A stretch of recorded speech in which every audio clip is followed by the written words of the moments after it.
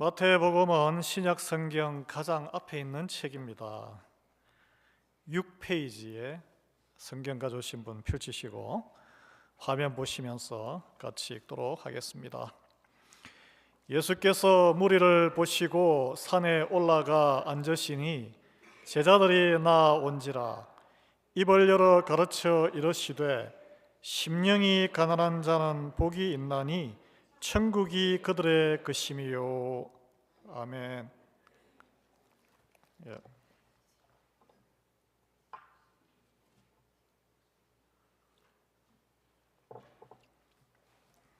서양 문학의 유럽 문학이죠. 그 유명한 분이 한 분 계시는데 아주 옛날 분입니다. 한 400~500년 전에 단테라는 사람이 신곡을 썼습니다. 신곡. 우리 개혁 신앙에서는 연옥을 인정하지 않지만 지옥과 연옥과 그 다음에 천국을 이제 그 주인공이 이름이 단테예요. 자기 자신이에요. 그래서 이제 그 여정을 그 모습을 묘사를 하는데 명작입니다.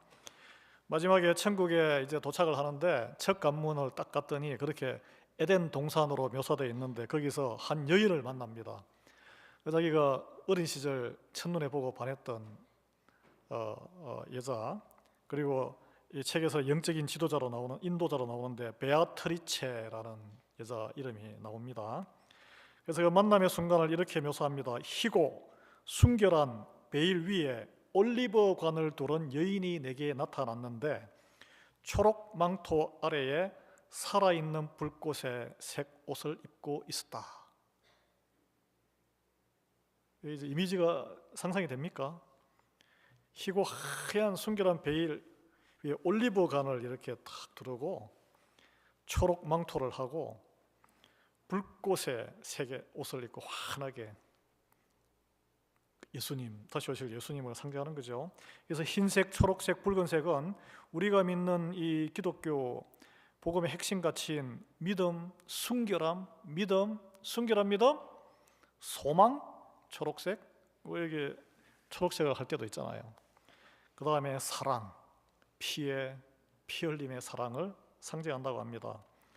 그래서 이제 그 소설에는 단테가 그녀를 마주하는 순간 감정을 이렇게 묘사하는데 심장이 떨리고 옛 첫사랑이 기억나는 그 감정이 회복되었다라고 고백하는데, 그리고 이와 함께 그것만 두근두근 떨리는 게 아니라 자기의 그 압도적인 그 눈부심과 사랑 앞에서 지극히 초라함을 느꼈다는 거예요. 여러분 아마 젊은 시절에 남자분들은 이해할, 여자분들은 잘 모르겠는데 제가 정말 좋아하는 여자 앞에 가면은 내가 막 굉장히 초라하게 느껴져요.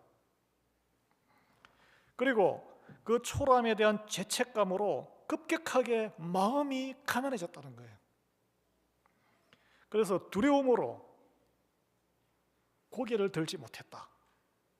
그 모습 앞에서 그렇게 묘사가 나옵니다. 근데 이제 베아테르체가 그래서 단테가 막 눈물을 흘리는데 막 책망하고 잘못을 지적하는 장면이 이어진다고 해요.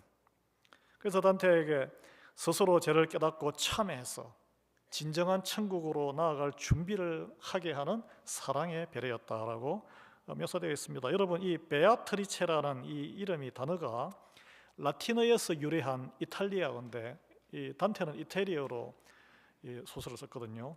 이 뜻이 복되게 하는 자, 행복하게 하는 사람이란 뜻입니다. 베아트리체, 복순이 이런 뜻이죠. 우리 비슷한 이름을 가지신 우리 교우분도 계시는데, 여러분 놀랍게도 우리가 읽은 이 예수님의 산상수훈이라 그러죠. 산 위에서 가르친 가르치심, 주신 가르치심이란 뜻 아니에요, 그죠? 영어 단어가 뭔지 압니까? beatitudes, blessing이 아니고 팔복이 beatitudes. 이 라틴어 뿌리가 똑같습니다. 그래서 하나님으로부터 복 있는 사람, 하나님의 복을 누리는 사람은 어떤 사람인가? 예수님이 선포한 복 선언문이란 거예요. 여러분이 생각하는 복은 어떤 복입니까? 이제 내가 생각하는 복이 무엇인가를 생각하면서 복주머니에 나오는 한자 복은 눈으로 보는 입에 들어가는 입구자에다가 밭전자거든요. 땅 많이 해가지고 많은 재산을 가지는 게 동양적인 세상적인 복이에요. 그 복과는 다르다는 거예요. 이 be attitude라는 단어가 두 개가 합성어인데 비동사의 be 이거는 존재잖아, 존재.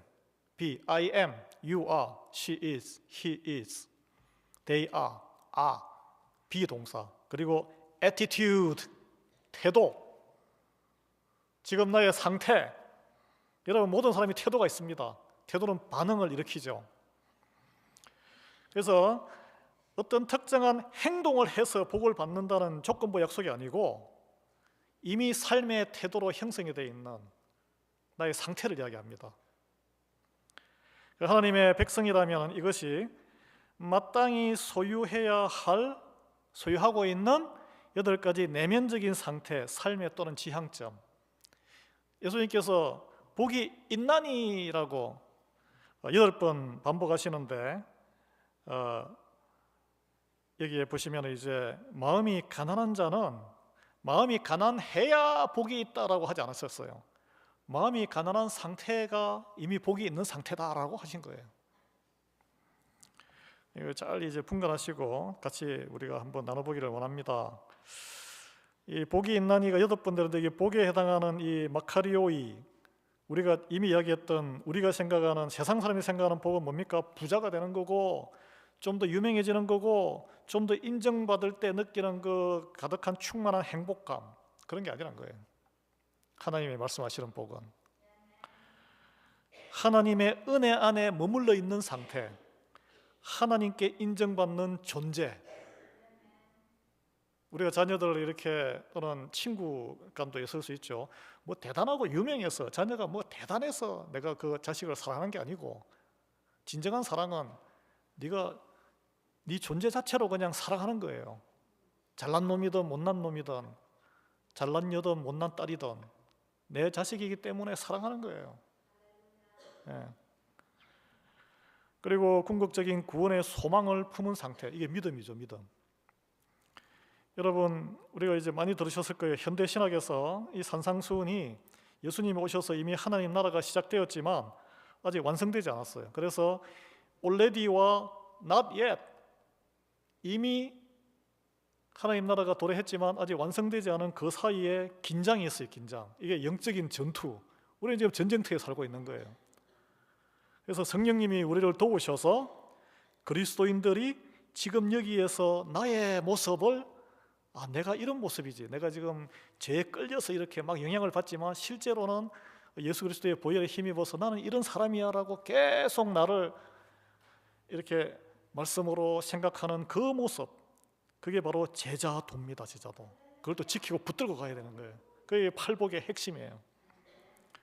그래서 제가 찾아봤습니다. 20세기에 여러분 들어보셨는지 영국 분인데 복음주의에 영향을 크게 끼친 존 스토트 목사님은 산상수훈의 이 핵심 설교가 세상과 이것으로 인해서 우리가 복의 개념으로 인해서 세상 사람들과 구별되는 전혀 새로운 인간형, 전혀 새로운 사회, 전혀 새로운 가정을 만드는 위대한 이거는 헌장이다. 새로운 법을 선포한 거예요. 세상 가치관과 완전히 다른 기독교 대체 문화로서의 삶의 기준이란 거예요. 삶의 기준. 그러나 여러분, 우리가 시작하기 전에 이 말씀이 누구에게 선포되었는지를 우리가 그냥 휙 지나가는데 봐야 됩니다. 예수님을 따라다닌 사람들이 굉장히 많았습니다. 아시잖아요. 5병이요 5,000명 남자만, 7병이요 4,000명, 또 막 사방에서 병 고치고자 하는 사람들 많이 왔죠. 그러나 이 말씀이 선포된 것은 산에 올라갔는데 산에까지 올라온 사람은 드물다는 거예요. 따라서 그것을 제자라고 이렇게 표현했습니다. 제자들을 향해서 입을 여셨어요. 그래서 여기 모인 모든 분들은 주님의 제자 되는 줄 믿습니다. 주님의 말씀이 선포되는 시간과 장소에 다른 걸 포기해야 올 수 있어요. 내 시간과 내 품을 내어서 몸을 앉히고 길을 열어두셔야 돼요. 여기까지 오셨는데, 이 귀한 시간 내셨는데 딴 생각하시고 졸고 계시거나 길을 닫으면 손해죠. 손해. 챙겨가셔야 되잖아요. 그래서 믿음은 들음에서 난다 그랬습니다. 요즘은 막 인터넷으로 이렇게 보고 읽고 하시는데 듣는 이 시청각, 이 마음을 울리기 때문에 들음에서 나고, 은혜는 주님을 바라보며 말씀을 받아들이는 데서 시작해요. 우리가 뭐 땅의 비유가 있잖아요. 씨 뿌리는 자, 다 연관되어 있습니다.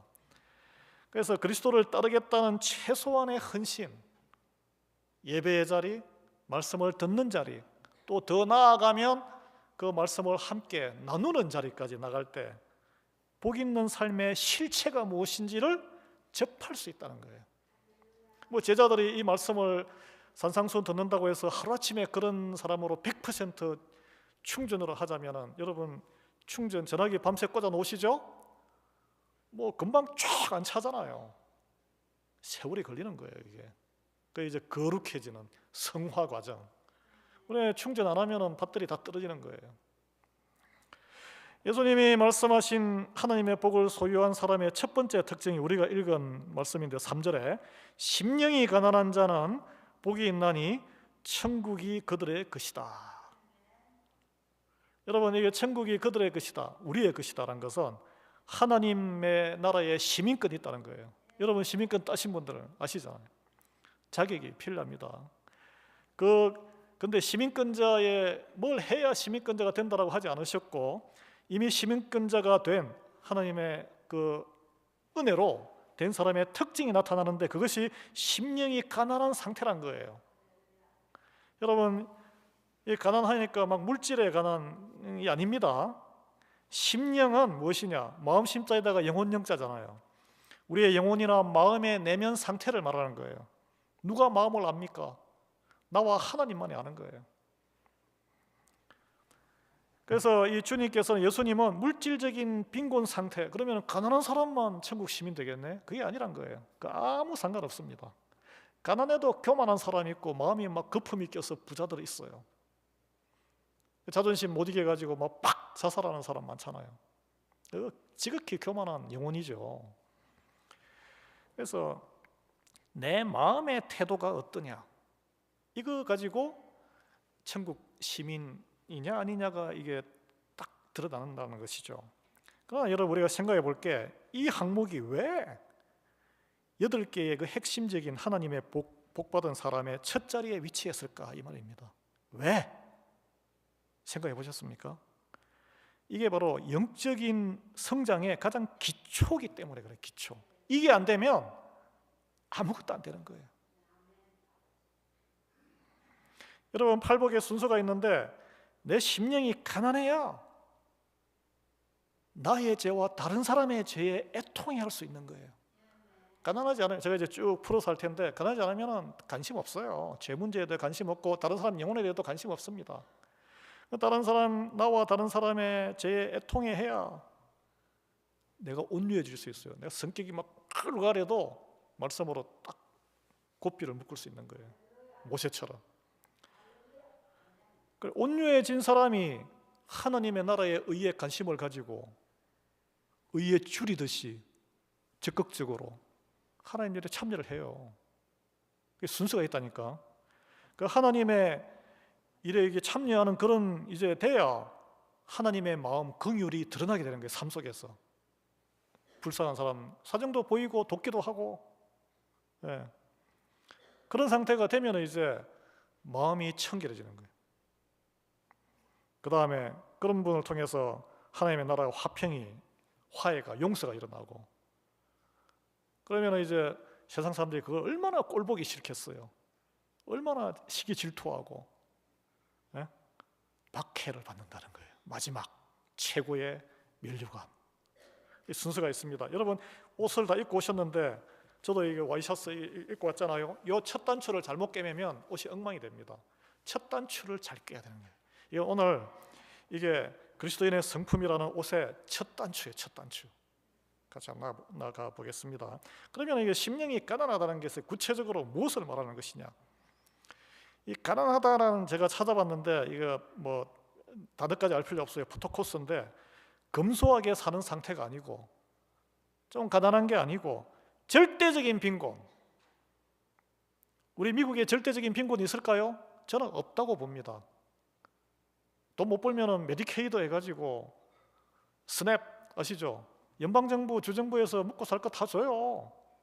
상대적으로 좀 이렇게 좀 비루해 보이지만은 절대 빈곤은 정말 먹을 게 없어가지고 짐승들 소똥을 갖다가 씻어가지고 그 안에 있는 그 뭐 곡물 같은 걸 갖다 씻어가지고 이렇게 밥을 해 먹거나 산에 가서 막 소나무 껍데기 벗겨서 우리 이야기는 들어봤죠. 절대 빈곤이 절대 빈곤. 아니면은 올라갈 힘도 없어서 너무 늙어서 이제 소나무 껍데기를 벗길 힘도 없어요. 누군가 갖다 주는 걸 먹고 살아야 되는 그런 형편. 구걸할 수밖에 없는 상태. 원래 원어는 몸을 이렇게 웅크리고 겁먹고 위축된 사람의 자세를 말합니다. 이 단어가. 여러분 이게 운전하시다 보면은 동냥하시는 분들 있죠. 아니, 사지가 멀쩡한데 동냥이 이해가 잘 안 돼요. 사정이 있겠죠. 근데 그분들이 막 당당하게 이렇게 막 이렇게 들고 막 외치듯이 데모하듯이 동냥하시는 그 좀 이상한 사람이죠. 대부분 자세가 좀 이렇게 수그러져 있어요. 이렇게 예? 마치 죄 지은 사람처럼.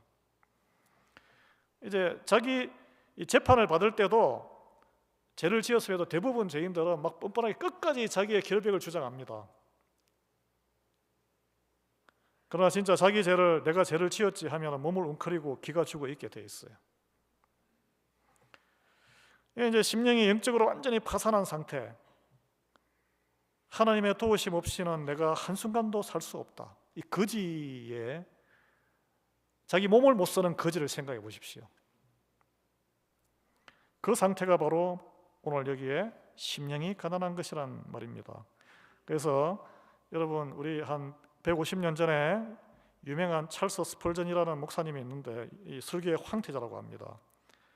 그래서 하나님과 영혼이 진짜 만나는 첫 번째 스파크 지점이 뭐냐면 이분 말씀으로는 내가 아무것도 아닌 텅 빈 인간임을 깨닫는 순간이라 그래요. 여러분 주님을 처음 감동으로 만났을 때 한번 생각해 보세요. 내 자존심으로 꽉 찬 마음이 텅 비어져야 그 공간에 하나님의 은혜가 들어갈 자리가 생긴다는 거예요. 그래서 우리 종교개혁가 마틴 루터가 나의 무능력을 철저히 깨닫는 영적인 거지들만이 하나님 나라를 소유할 수 있다. 이걸 그렇게 해석을 했습니다. 제가 또 한 분 더, 잔 칼뱅 종교개혁가잖아요. 자기 자신 안에서는 들여다보니까 내가 아무것도 아니다. 그걸 깨닫고 하나님 자비에 나아올 때 의존하는 상태다. 이게 심령이 가난한 상태란 거예요. 영국의 아까 예를 들었던 20세기의 지난 세기의 복음주의자 마틴 로이드 존스 목사님 책도 많이 나와 있습니다. 한국어로. 이 구절이 믿음으로 구원받는다는 이신칭의 교리를 가장 잘 설명한다고 했습니다. 왜냐하면 영적 파산이 돼야 주님 앞에 나올 수 있어요. 왜냐하면 지푸라기 하나라도 있으면 내가 버틸 수 있는 믿고 의지할 수 있는 지푸라기 하나라도 있으면 주님 앞에 안 나옵니다. 아니면 다른 의도를 가지고 나오겠죠. 나의 유익을 위해서, 내 몸 고치기 위해서. 여러분 우리는 스스로 이제 생각해, 저도 마찬가지고 스스로 절대 겸손해지는 사람이 아니에요. 그럼 언제 겸손해지느냐? 내 환경이 무너질 때 갑자기 막 그냥 일자리가 날아가가지고 친구들 앞에 나서기가 말할 게 없거나 내 자식이 완전히 안 돼가지고 뭐 아이고 남들 친구들 이야기하는데 또는 막 사업하다가 열심히 했는데 잘 안 돼가지고 마음이 확 가난해져요. 그때 환경 때문에 내 마음이 가난하로 몰리는 거예요. 어떻게 보면 내 힘으로 감당이 안 되는 고난의 환경, 인생에 다른 사람처럼 순탄하게 이렇게 잘 돼야 되는데 최소한의 평균의 삶을 살아야 되는데 질병이 찾아오거나 뭐 안 될 때 있잖아요.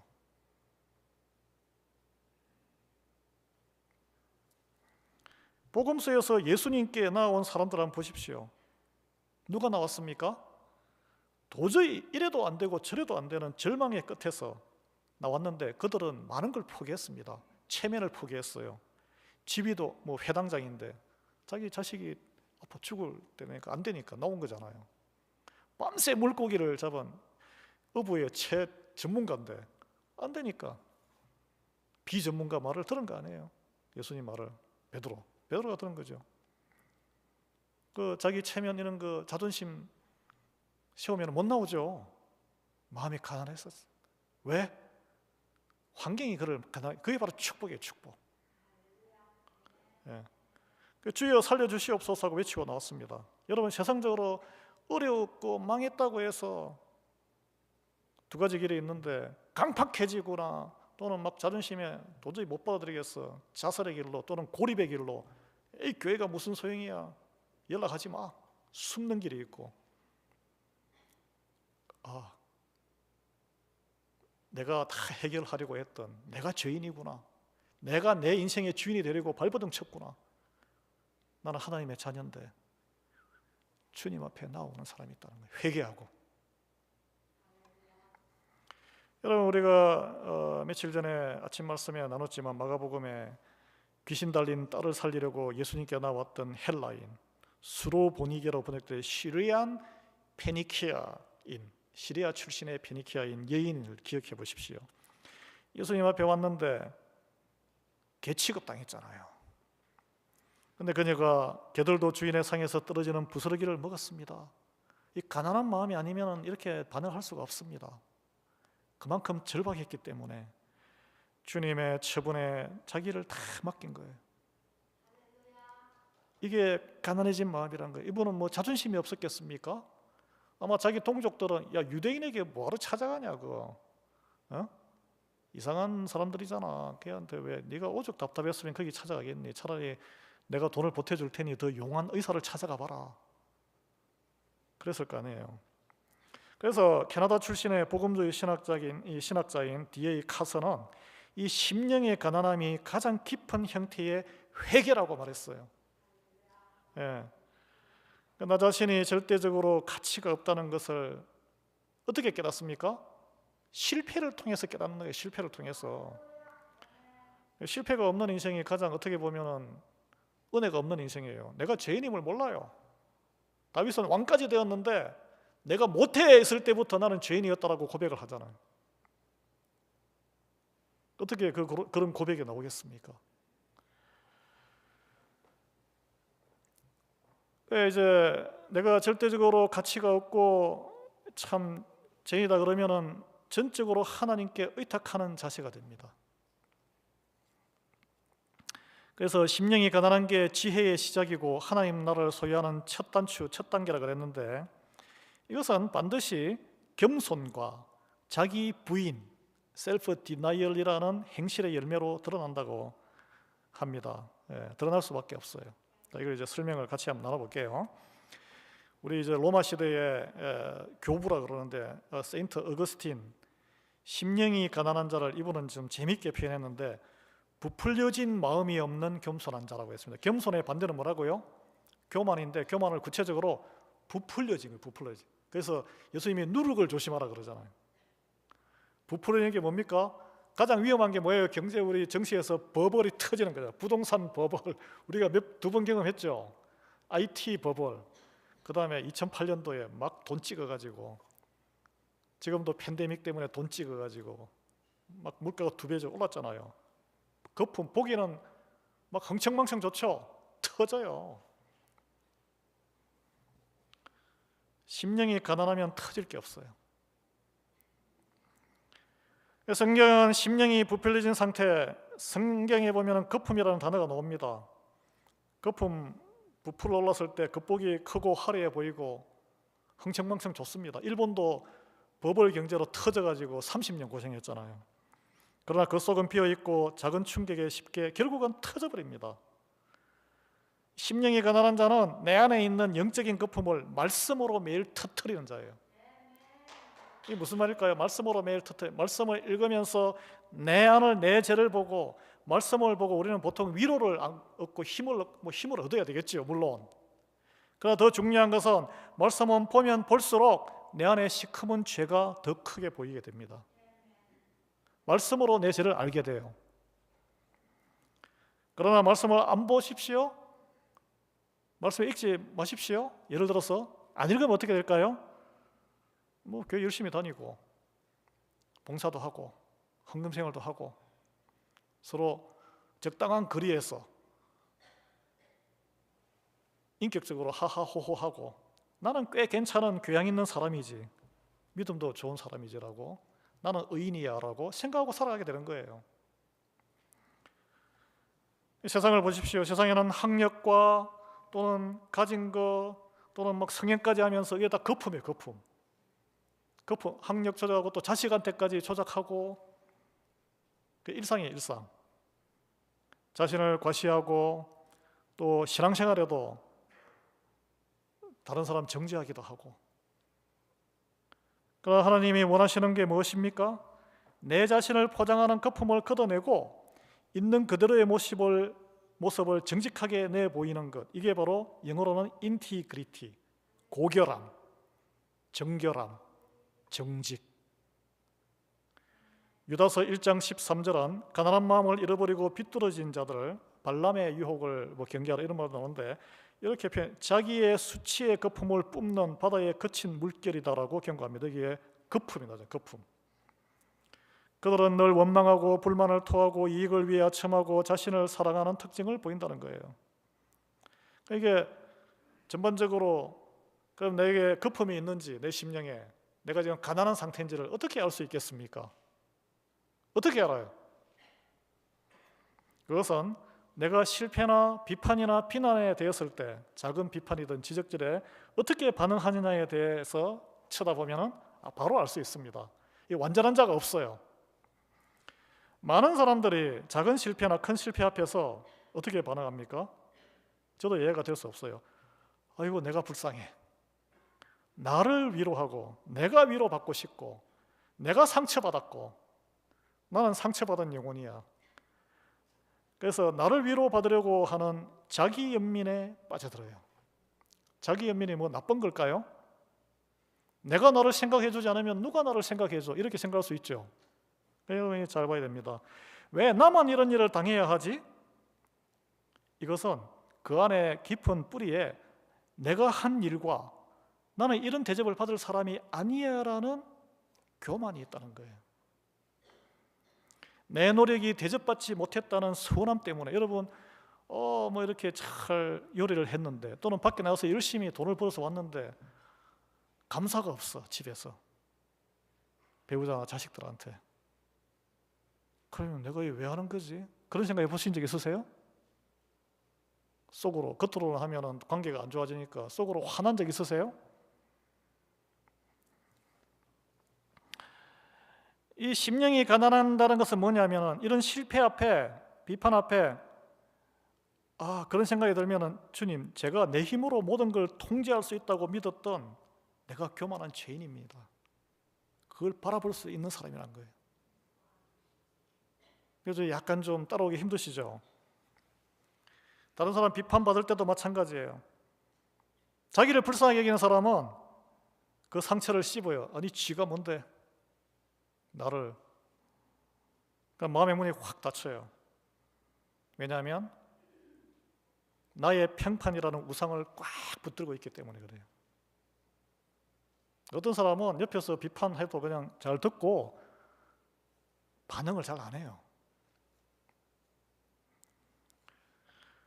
그래서 이 17세기 청교도 목사님, 이분 청교도 영국에 토마스 왓슨이라는 분이 있는데, 심령이 가난한 자의 반응을 이 부분과 연관해서 비판받았을 때 이렇게 속으로 생각하고 반응한다고, 이 사람이 진짜 심령이 가난한 사람이다 하는데, 뭐냐면, 그래, 어떤 나의 모습 때문에 이 사람이 화를 내거나 비판을 하거나 했는데 이렇게 생각, 그때 아니, 이 사람이 비판할 자격도 없는 사람이 말이야, 나를, 자기는 나보다 더 하면서, 이렇게 생각하는 게 아니고, 야, 알고 보면 진짜 내 모습은 이 사람이 지적하고 비판하는 것보다 훨씬 더 크고 시커먼 죄인인데, 그렇게 생각한다는 거예요. 너무 자학적입니까? 여러분, 사도 바울이 성경에서 내가 죄인 중에 괴수다라고 고백했어요. 성도들한테. 같은 맥락입니다. 여러분 여기에 보통 운전할 때 우리 앞에 35마일 존인데 보통 한 45마일 운전하시죠? 누가 스피드 리밋을 지켜요? 근데 가끔씩 급할 때 모르고 70마일을 막 80마일 이상 달리다가 재수 없으면 걸리잖아요? 딱지 딱 떼이잖아요, 그죠? 그때 어떻게 생각하세요? 속으로 막 아유 이게 걸리면 150불이 넘는데 화나기도 하고 에이 재수 없어. 보통 그렇게 생각하시는데 마음이 가난하면 이게 뭐 그냥 실상의 예를 드는 거예요. 한국의 유명한 목사님도 이 예를 드시더라고요. 아니 평상시에 내가 항상 스피드 리밋보다 10마일 이상은 8마일에서 10마일 이상 달렸는데 그거 하나도 안 걸리고 이번에 한 번 딱 걸려가지고 도리어 참 회개하는 기회로 다행이다 그렇게 생각한다는 거예요. 그래서 내 자아가 그리스도와 함께 이미 죽었기 때문에 다른 사람의 비판이 내 자존심을 무너뜨리지 못합니다. 마음이 가난하면 오히려 회개의 기회가 된다는 거예요. 그래서 사도 바울이 뭐라 그랬어요? 나는 매일 죽는다. 근데 우리가 매일 살고자 하잖아요. 내 고개를 빳빳이 들고 그냥 배우자한테 내가 살아야 되고, 예? 나를 내세우잖아, 나를. 매일 회개한다는 것이 가난한 마음을 표현한 것입니다. 지금 이 시대도 살아계시는데 미국의 존 파이퍼 목사님 들어보신 분 계실 거예요. 위대한 설교가죠. 침례교긴 하지만 심령이 가난한 자는 어떤 사건에도 그 사건으로 하나님께 매달리는 계기로 삼는다는 거예요. 그래서 반면에 항상 발끈하고 상처받는 사람은 시선이 왜? 자기 자신에게 고정되어 있기 때문에. 그것은 하나님을 사랑하는 게 아니고 스스로를 가엾게 여기는 자기 사랑이고 이것을 그분은 죄라고 했습니다. 어떻게 생각하는지 모르겠어요. 그 로이드 존스 목사님 아까 제가 언급한 그 돌아가셨는데 영국의 그 복음주의 그 목사님은 이것을 영어로 morbid introspection, 병적인 자기 성찰. 자신의 불쌍함에 도취되면 우리가 요즘 뭐 나병 환자가 어디 있어? 예수님이 치유하셨는데 육신의 나병 환자고 영적인 나병 환자가 된다는 거예요. 영적인 나병 환자. 나의 상처만 보느라고 다른 사람의 고통을 보지 못하고 하나님이 나에게만 인색한 분인 것처럼 오해하게 됩니다. 그래서 가난한 심령의 상태가 안 되면 다른 사람의 영혼을 바라볼 수 없고 애통이 여기는 다음 단계의 복으로 나아갈 수가 없는 거예요. 안타까운 일이죠. 그래서 우리가 해야 될 것은 나 스스로 불쌍하다고 생각하며 일희일비하는 죄성에서 벗어나야 된다는 거예요. 그래서 내가 전적으로 무기력하고 뭔 일이 있으면은 맞받아서 막 이렇게 할 게 아니라 당신이 아는 것보다 내가 더 깊은 죄인입니다. 인정해야 된다는 거예요. 어떻게 가능합니까? 말씀을 안 보는데 어떻게 알아요, 그걸? 심령이 가난해지는 게 이렇게 비굴한 게 아니고 나를 비워서 하나님의 통치를 받아들이는 적극적인 선택입니다. 그래서 진정한 자기 부인은 그게 있으면 상대의 무례함이 보이는 게 아니라 내 안에 옹졸한 자아가 더 크게 보인다는 거예요. 내 죄가 더 크다. 이 상태가 되면 관계의 기적이 일어날 줄 믿습니다. 그래서 그러면 이제 나를 공격하는 사람을 긍휼히 여기고 기도하는, 하나님이 그렇잖아요. 원수를 위해서 기도하라고. 그 상태가 되는 거죠. 그래서 오늘 말씀을 통해서 우리 각자 정직하게 질문해 보기를 원합니다. 나는 지금 내가 받은 나의 상처를 계속 핥으며 나의 상처를 보고 있는가? 아니면 이 상처를 들고 이런 나에게만 포커스된 이 죄성을 보고 하나님에게 나아가고 있는가? 나는 더 나은 대접을 받아야 해라고 생각하는가? 아니면 주님의 은혜로 버티고 있는 것이 기적이고 은혜다. 내가 지금 받는 이 대접보다 사실은 나는 더 큰 죄인이지. 이렇게 낮은 마음으로 생각을 하십니까? 그래서 여러분 마음을 나의 불쌍함에 두지 마시고 하나님의 은혜가 들어오는 빈 그릇으로 내어놓으시기를 원합니다. 이 첫 단추가 제대로 끼어져야 하나님 나라의 백성으로서 더 풍성한 복의 이제 팔복의 시작인데 복을 누릴 수 있는 거죠. 그래서 그 마지막은 구원의 복이고 하나님 나라를 위해서 담대히 전사로서 핍박에도 담대히 살아가는 믿음의 능력자가 되는 거예요. 그러나 우리 모두 되기를 예수 그리스도의 이름으로 축원합니다. 살아계신 하나님, 우리 마음속에 가득한 자기 의의 거품과 자기 연면의 이 죄성의 독소를 제거하여 주시옵소서. 하나님 앞에 세울 것이 하나도 없는 영적인 파산자임을 정직하게 이 시간 고백하오니 우리의 심령을 모든 그런 자의식을 비워주셔서 하늘의 말씀으로 하나님의 통치와 은혜를 채워주시기를 간구드립니다. 고난과 비판을 만날 때 나를 증명하려고 애쓰지 아니하며 오직 주님의 긍휼을 붙드는 가난한 심령의 귀한 계기가 되게 은혜 베풀어 주시옵소서. 그래서 이 땅에서 하나님 나라를 누리고 그 다음 단계에 주님의 성품을 닮은 자, 하나님의 복을 누리는 팔복을 온전히 누리는 귀한 제자의 삶을 살아가게 은혜 베풀어 주시기